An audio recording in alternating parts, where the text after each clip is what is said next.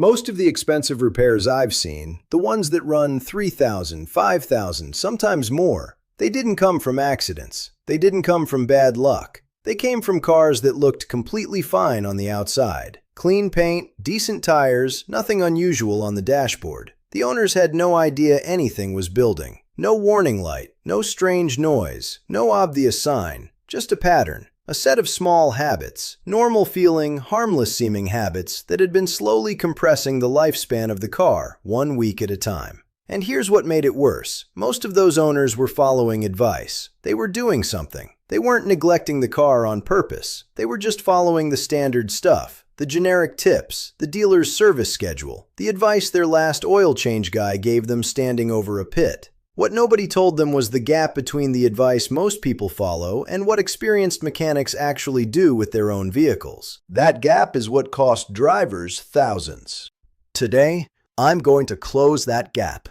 I'm going to walk you through 17 specific habits. Some you might already have, some you might be one step away from fixing.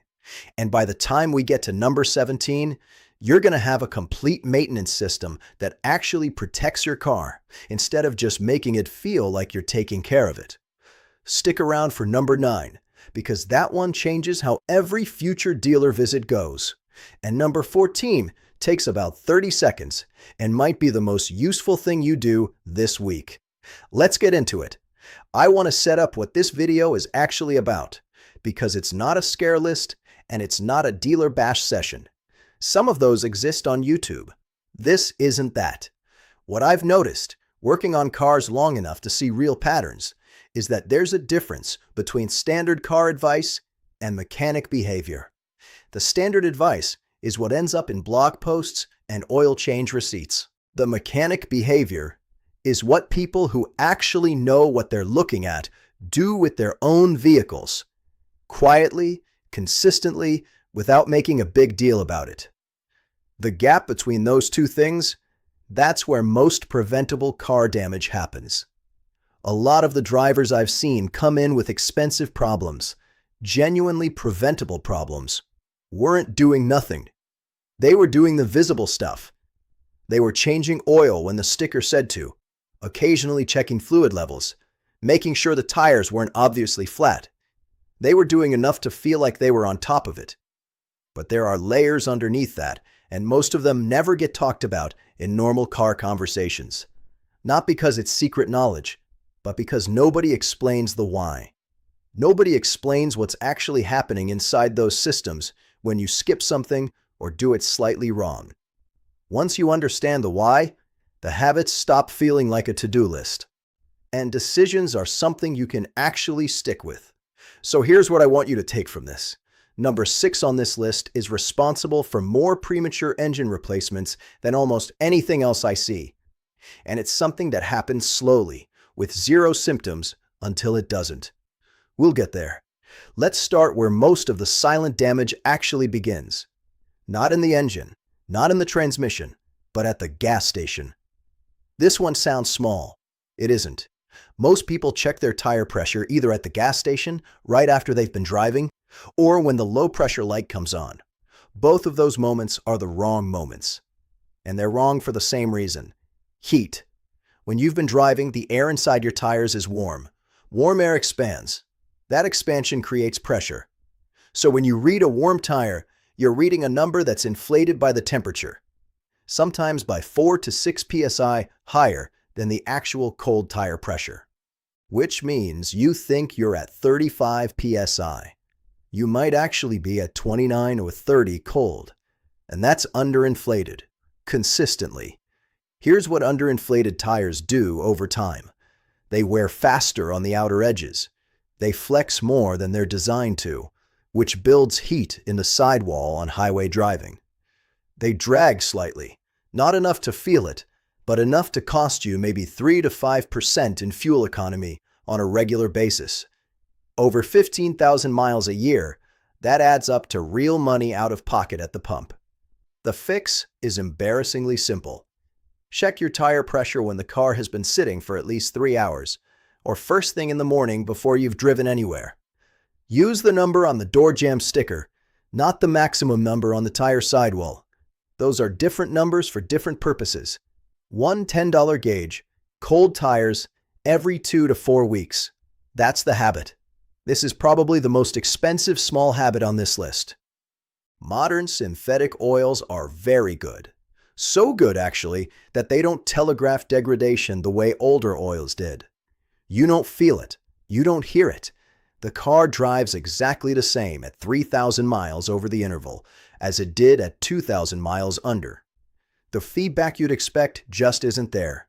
What is there, inside the engine, is a slow accumulation of byproducts, combustion residue, heat-degraded oil molecules that have lost viscosity, contaminants that gradually concentrate as the oil's additive package gets used up. Over time, that mixture starts forming deposits, sludge in the oil passages, buildup on the valve train, varnish inside the engine where you can't see it. And here's the problem with sludge. It doesn't give you a warning light. It builds quietly in oil passages that are already tight, and it doesn't cause an obvious symptom until one day a critical passage is restricted enough that a component isn't getting the lubrication it needs. That's a $70 oil change converted into a potential $6,000 to $11,000 engine replacement situation. Not a guarantee, but a real pattern that shows up in repair shops constantly. The fix isn't necessarily changing it more often than your manufacturer recommends. It's not stretching it past that recommendation because the car feels fine. Feels fine is not engine feedback. It's the absence of catastrophic failure. Those are not the same thing. This is a subtle one, but it matters. There's a difference between the manufacturer's maintenance schedule and the dealer's service recommendation list. Most people don't know that difference exists. Your manufacturer publishes an interval based on testing. It's designed to be conservative enough to protect most cars in most conditions, while accounting for warranty liability. The service advisor at the dealer is working off an internal schedule, one that's calibrated for shop revenue, not for your specific car's condition or your specific driving patterns. Short trips, extreme temperatures, stop-and-go commuting, dusty conditions, all of those accelerate wear on fluids faster than the calendar suggests. And the reverse is also true. If you drive mostly highway miles, easy conditions, quality fuel, some fluids are going to be in better shape than the schedule implies. What mechanics actually do is look at the fluid, not the mileage, not the date, the fluid, the color, the smell, the feel between the fingers if needed. And that assessment drives the decision, not a service sticker. I'm not saying ignore the schedule. I'm saying learn to combine the schedule with actual inspection. Because a service advisor who never asks about your driving conditions before recommending a flush probably isn't working from your car's situation. They're working from a revenue model. We'll come back to that in more detail in a bit, because there's a specific question you can ask at the service counter that completely changes how that interaction goes. But first, let's talk about the systems that fail silently, and why your dashboard light is the last place those failures show up. Here's something that most car owners don't fully appreciate. Modern cars are very good at running while quietly deteriorating. The sensors and computers that manage your car's performance are calibrated to flag acute failures, things that have already crossed a threshold. A coolant sensor that's reading dangerously high temperature, an oxygen sensor outside its expected range, a catalytic converter that's fully degraded. What they don't flag is gradual deterioration before the threshold, the slow buildup, the system that's working but working harder than it should, the fluid that's chemically compromised but still technically present. That gray zone, the space between fine and critical failure, is where most expensive repairs are born, and it's where habits 4 through 7 live.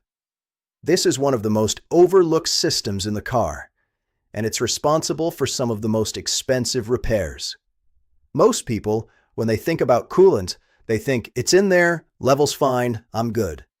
And visually, that's what it looks like. The reservoir is full. The coolant is some color, green or orange or pink depending on the car. Everything looks okay. But coolant doesn't just move heat. It also contains inhibitors, chemical compounds that protect metal surfaces inside your cooling system. The water pump, the thermostat, the heater core, the engine block passages themselves. Those inhibitors degrade over time, and when they do, the coolant becomes slightly acidic. Slightly acidic coolant starts attacking the metals it's supposed to protect. You can't see it happening. There's no warning light for coolant acidity. But the water pump seals soften. The head gasket's metal surfaces slowly corrode at the contact points. The radiator develops small pinhole leaks internally. You top off the reservoir, the level stays up, everything looks fine, until the day it doesn't. And that day usually arrives in the form of an overheating engine, a blown head gasket, or a water pump failure that escalates fast. The standard guideline for most conventional coolants is every 2 years, or around 30,000 miles. For extended life coolants, it can be 5 years or up to 100,000 miles. But the key word is check. Not just look at it, but actually test it.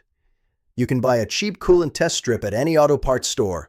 Takes 30 seconds. Tells you if the inhibitors are still active or if you're driving on chemically spent fluid. That's the difference between a $100 to $150 coolant flush and a $2,000 to $4,000 cooling system failure. This one needs a little setup because the way people think about the transmission is usually backwards. Most drivers think of the transmission as a sealed unit that either works or doesn't work. You shift, it shifts. You accelerate, it responds. If something feels off, a hesitation, a rough shift, a shudder at highway speed, that it's time to investigate. That logic is expensive. By the time your transmission is generating symptoms you can feel, the damage is already underway. The clutch packs, which are essentially friction material sandwiched inside the automatic transmission, they wear into the fluid when they degrade. That debris circulates. The fluid that was designed to keep surfaces separated and lubricated is now carrying abrasive material through the system it's supposed to protect. Transmission fluid should be checked for condition, not just level. Fresh automatic transmission fluid is typically a clear, bright red. Some look almost pink in good condition. Fluid that's been working hard for a long time turns darker.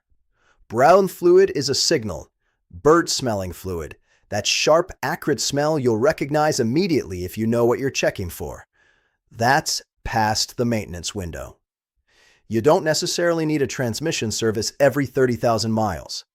Manufacturers give a wide range, anywhere from 30,000 to 60,000 miles for most automatics, with some newer vehicles recommending longer intervals under normal conditions. But the point is to check and assess, not to wait for the car to tell you something is wrong. Because when the transmission tells you, it's usually in the form of a $4,000 to $7,000 repair. Okay, this is the one I mentioned at the top. And I want to be specific about why this catches so many drivers off guard. A car battery fails in 2 ways. One is sudden. You wake up in the morning, go to start the car, nothing. That happens. But the more common pattern is gradual. The battery is weakening over weeks or months, and it's sending signals the entire time. Slow cranking on a cold morning, the engine turns over slower than normal before it catches. A car that needs 2 or 3 attempts to start when it used to start instantly. Interior lights that dim very briefly when you first turn the key. These are all pre-failure signals. Most drivers don't register them as connected. They chalk it up to the cold or a bad morning or nothing specific. Then, one afternoon in a parking lot, the car won't start. Or worse, on a highway on-ramp. Here's what makes this worse from a cost perspective. If you replace a battery proactively when you start noticing those slow cranks, you're spending $120 to $200 for a new battery. If you wait until it fails, and the failure triggers a tow, a jump start service, testing at the shop, possible alternator investigation, because they want to make sure the charging system didn't cause the failure, you're looking at $300 to $600 for what started as a $150 battery. The battery in most cars has a lifespan of about 3 to 5 years, depending on climate and use. In extreme heat climates like Arizona or Texas, it can be shorter. In cold climates, cold reduces available battery capacity, which amplifies the impact of a weakening battery significantly. Check the manufacture date on your battery. It's usually printed on the top or side. Know how old it is. Watch the behavior. If it's past 4 years and starting to crank slow, don't wait for the full failure. Most people know their brakes need new pads eventually. Most people don't know their brake fluid needs attention at all. Here's what brake fluid actually does. It's the hydraulic medium. When you press the brake pedal, that force gets transmitted through the fluid to the calipers, which squeeze the pads against the rotors.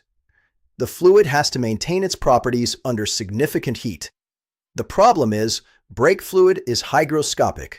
That means it absorbs moisture from the air over time, through microscopic permeation in the lines and seals. As moisture content increases, even a small percentage, the boiling point of the fluid drops.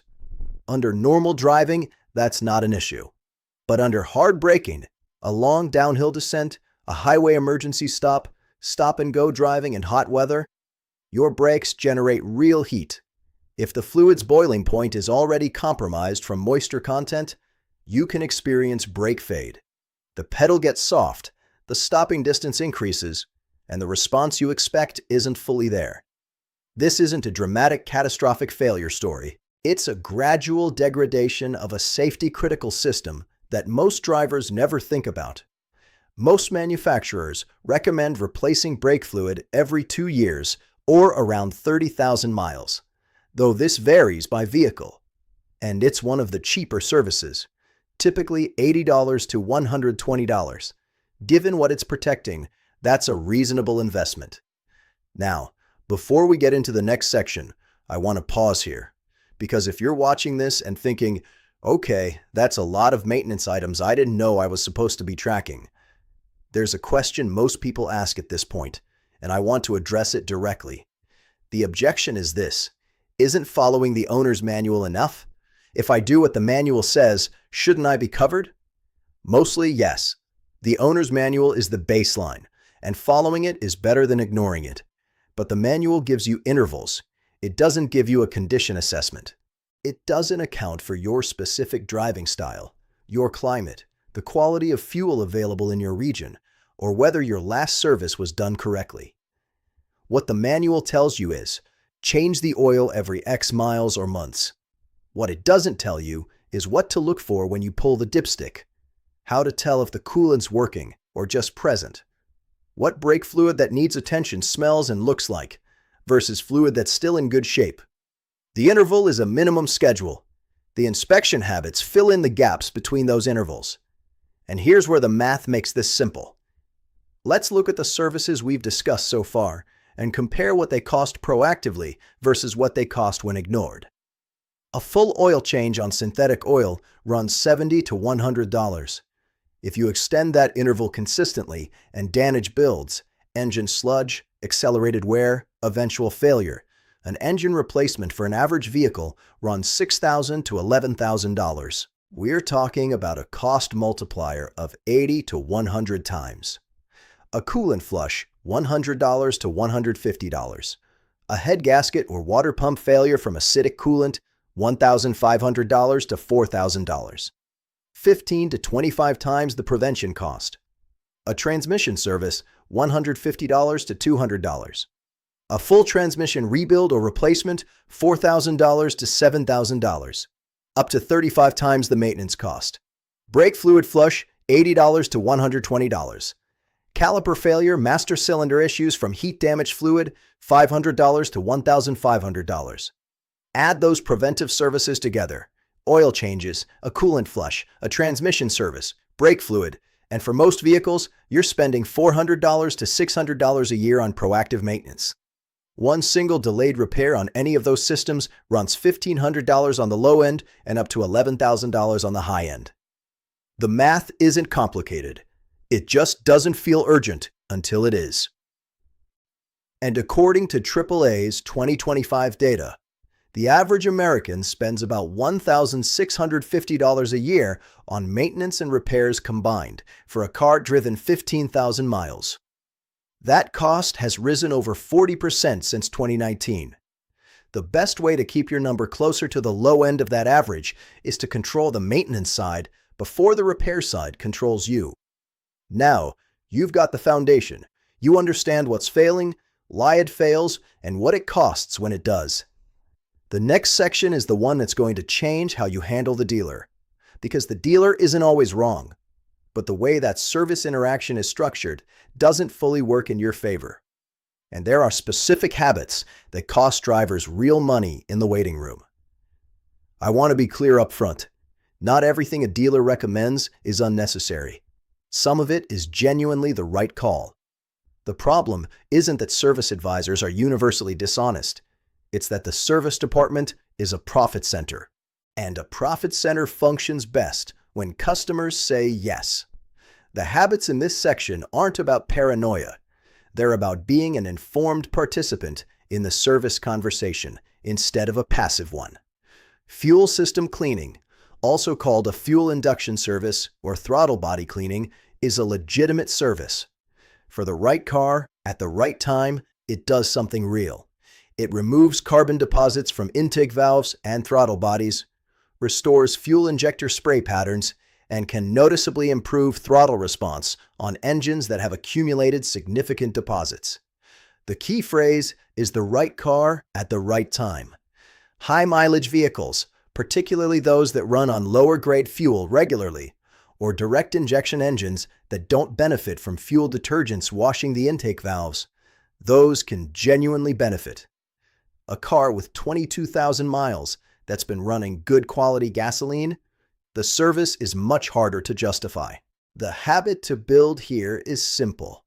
Ask what symptom, fault code, or diagnostic finding prompted the recommendation. If the answer is "it's about that time," or "we recommend it for all vehicles," that's a scheduling decision, not a diagnostic one. You're entitled to understand the actual reason before spending $100 to $200. Air filters are one of the highest markup items in a dealer's service menu. The parts themselves typically cost $15 to $30 at a retail auto parts store. Dealers often charge $50 to $80 for the same filter, plus labor for what is usually a 30-second removal. Here's what makes this worth paying attention to. An air filter's actual replacement need is entirely visual. If you pull it out and it looks obviously dark, gray, or clogged with debris, replace it. If it looks moderately used but not blocked, it's still functional. Most dealers have a mileage-based trigger for recommending air filter replacement, typically around 15,000 to 20,000 miles. In clean driving environments, that filter might still be well within its service life. In dusty, high-particulate environments, unpaved roads, construction zones, agricultural areas, it might need attention sooner. The 2-minute visual inspection before any service visit makes this decision straightforward. And buying the replacement filter yourself from an auto parts store saves the markup. This is one of those things where the knowledge itself is the protection. Most dealers offer some version of a complimentary multi-point inspection when you bring the car in for any service. And the inspection itself is a legitimate thing. They're checking brake thickness, tire condition, fluid levels, belts, hoses. The problem is when it's used primarily as a verbal conversation starter for upsells. "We checked your car over, and we noticed your transmission fluid is a little dark, your cabin air filter is due, and your rear brakes are getting low." That verbal summary, without a printed inspection sheet, is very hard to verify or push back on. Always ask for the printed inspection report. A legitimate inspection produces documentation. Every item checked should have a status: green, yellow, red. That written record is what protects you. It shows you exactly what was flagged, what the basis was, and it gives you something to compare against on the next visit. If a service advisor is reluctant to provide written findings, that tells you something important about the inspection. This is the most consistently invisible line item in automotive service. It shows up on invoices as top-off fluids or fluid inspection and top-off, sometimes at no charge, sometimes as a small add-on. But what does it actually mean? Which fluids? What condition were they in before? What was the level? What was added? This matters for two reasons. First, mixing certain coolant types, topping off a vehicle with incompatible coolant chemistry, can accelerate exactly the kind of degradation we talked about earlier. Second, if you're tracking fluid condition as part of your own maintenance system, you need to know what's been touched. Asking for specifics on this line item, which fluids were topped off and to what level, isn't difficult. It just requires the habit of looking at your invoice before you leave and asking about anything you don't fully understand. This is the habit I mentioned earlier, and I want to give it the space it deserves. When a service advisor recommends a service, any service, there is one question that reframes the entire interaction. Can you show me where the manufacturer recommends this service in the owner's manual, and at what interval? That question does several things at once. It signals that you know the difference between the manufacturer's recommendation and the dealer's internal service schedule. It moves the conversation from "here's what we recommend" to "here's what the documentation actually says." And it protects you from services that are being recommended on a more aggressive timeline than your manufacturer specifies. In some cases, the service advisor will show you the documentation and the recommendation is legitimate. Great, now you're making an informed decision. In other cases, the recommendation is based on the dealer's internal schedule, which tends to be more conservative than the manufacturer's guidance specifically for high-mileage, high-profit services. This isn't confrontational, it's informed participation. And it's the kind of habit that, over 5 years of car ownership, can realistically save you $1,500 to $3,000 in services that were recommended primarily because you didn't ask. Okay, we've covered what's going wrong, why fluids matter, and how to navigate the service counter.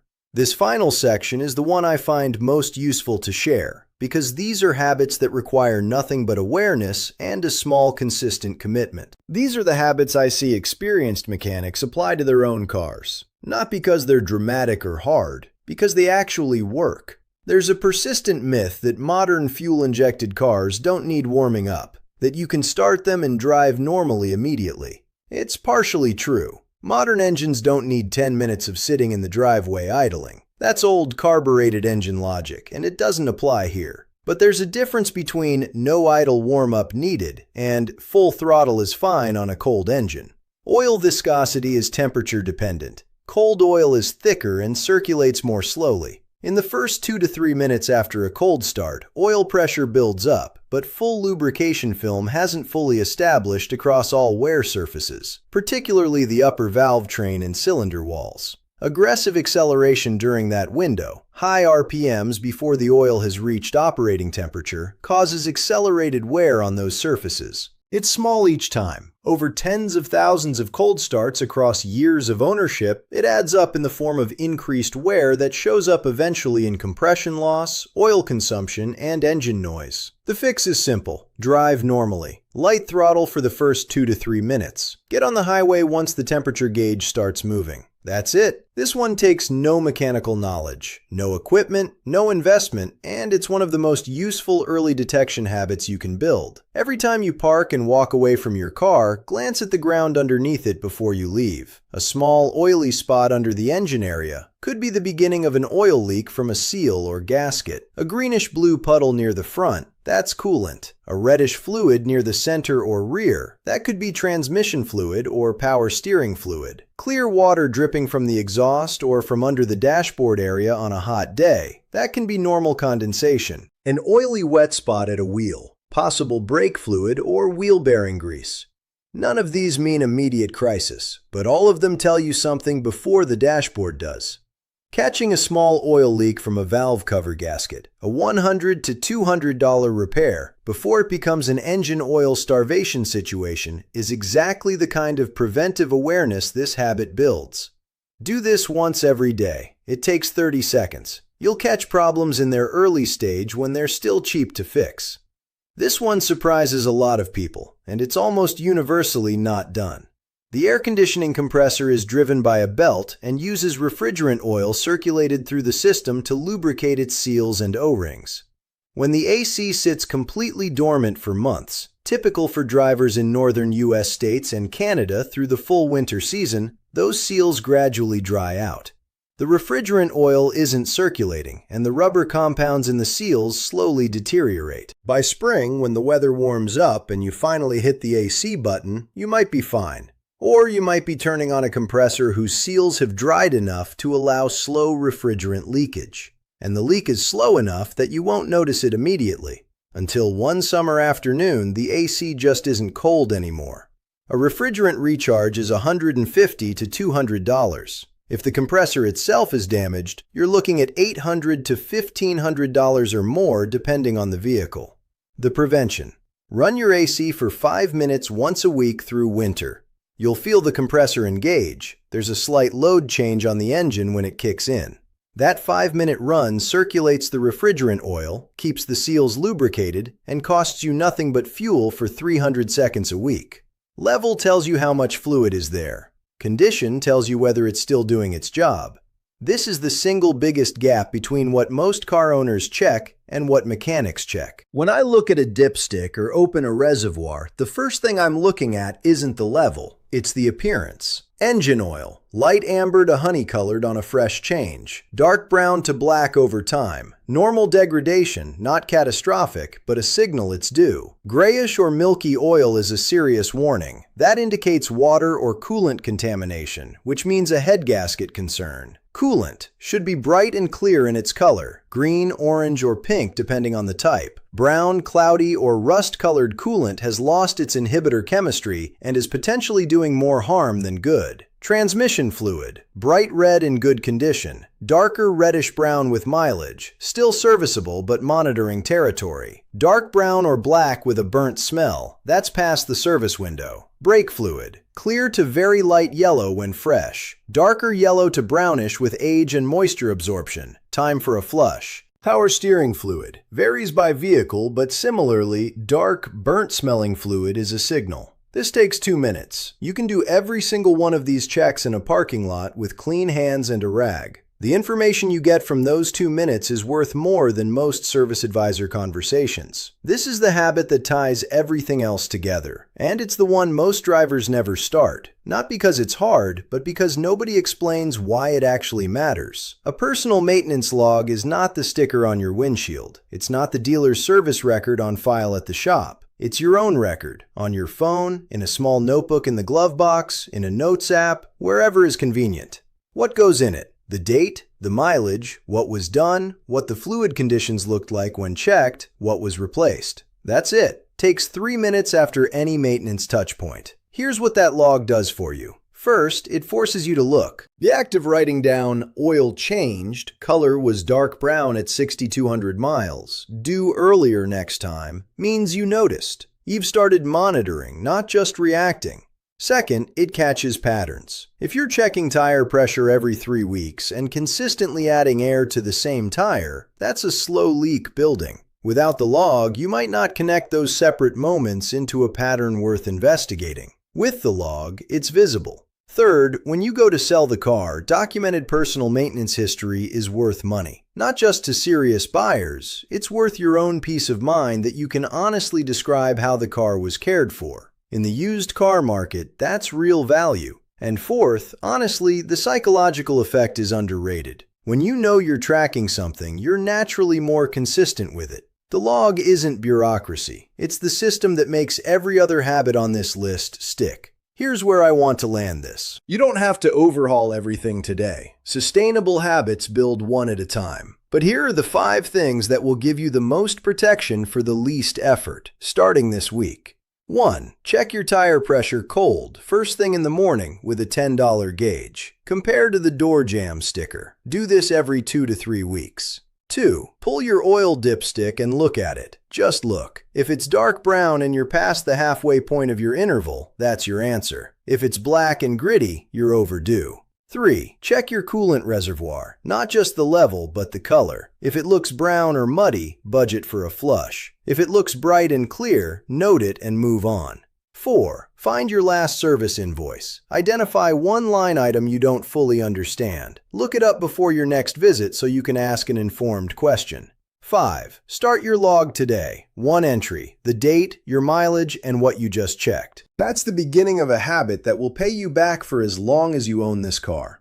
You came into this video probably knowing that maintenance matters. You're leaving knowing why it matters, which parts of it matter most, where the money actually goes when things fail, and how to navigate the service relationship on better terms. That's the difference. Not more tips, a better foundation.